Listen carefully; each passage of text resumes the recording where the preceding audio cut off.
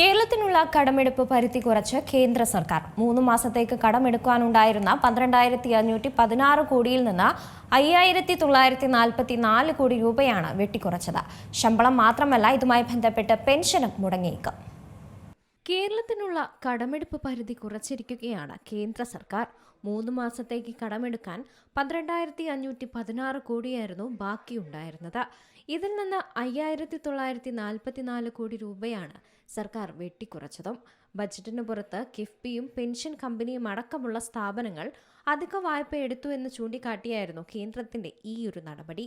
തുക വെട്ടിക്കുറച്ചതോടെ ഇനിയാകെ 6,572 കോടി രൂപ മാത്രമായിരിക്കും സംസ്ഥാന സർക്കാരിന് കടമെടുക്കാനാവുന്നതും. ഇത് വലിയൊരു പ്രതിസന്ധിയിലേക്ക് കൊണ്ടെത്തിച്ചിരിക്കുകയാണ് സർക്കാരിനെ. ജനുവരി മുതൽ മാർച്ച് വരെ കരാറുകാർക്ക് അടക്കം ബില്ലുകൾ പാസാക്കി നൽകാൻ മാത്രം 20,000 കോടി രൂപയെങ്കിലും ആവശ്യമാണ്. മാത്രവുമല്ല, ശമ്പളവും പെൻഷനും നൽകാൻ 15,000 കോടിയിലേറെ തുക ആവശ്യവുമുണ്ട്. 2,000 രൂപയായി വർദ്ധിപ്പിച്ചിരുന്ന ക്ഷേമ പെൻഷനും നൽകേണ്ടതുണ്ട്. ഇതെല്ലാം നികുതി അടക്കമുള്ള വരുമാനം കൊണ്ട് മാത്രം സാധ്യമാകില്ലെന്നാണ് ഇപ്പോൾ സർക്കാരിന്റെ വിലയിരുത്തൽ.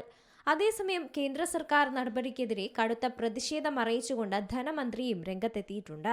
കഴിഞ്ഞ 4.25 വർഷമായി പല രീതിയിൽ കേരളത്തെ ശ്വാസം മുട്ടിക്കുന്നത് കൂടാതെയാണ് ഈ തെരഞ്ഞെടുപ്പിന് 3 മാസം മുമ്പ് ഇത്തരത്തിലൊരു കടുംവെട്ട് കേന്ദ്രം നടത്തിയിരിക്കുന്നത് എന്നാണ് മന്ത്രി KN ബാലഗോപാലും പറഞ്ഞത്.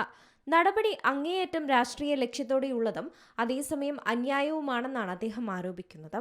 നടപ്പ് സാമ്പത്തിക വർഷത്തിലെ അവസാന പാദത്തിൽ സംസ്ഥാനത്തിന് അനുവദനീയമായ കടമെടുപ്പ് പരിധിയിൽ നിന്ന് 5,900 കോടി രൂപ വെട്ടിക്കുറച്ച കേന്ദ്രത്തിന്റെ നടപടി ഫെഡറൽ മര്യാദകളുടെ ലംഘനമാണ്.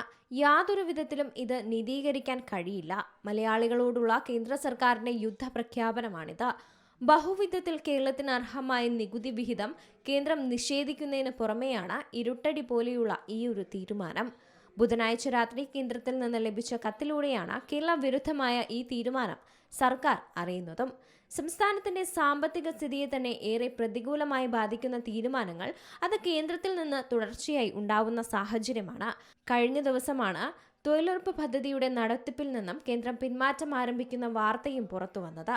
മഹാത്മാഗാന്ധിയുടെ പേര് തന്നെ പദ്ധതിയിൽ നിന്നും മാറ്റുകയും സംസ്ഥാനങ്ങളുടെ ചുമതലയിലേക്ക് പദ്ധതിയുടെ സാമ്പത്തിക ഉത്തരവാദിത്തത്തിന്റെ നല്ലൊരു ഭാഗം കയറ്റിവയ്ക്കുകയും ചെയ്യുകയാണ്.